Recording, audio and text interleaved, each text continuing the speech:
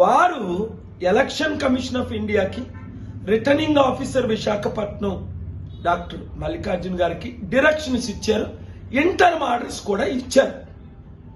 మీరందరూ వినండి.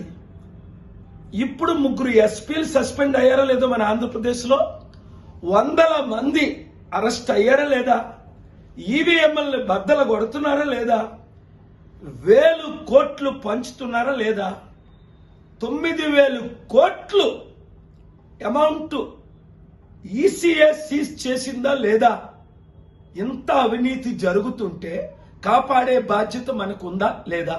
కనుక ఈ వీడియో అందరికీ షేర్ చేయండి.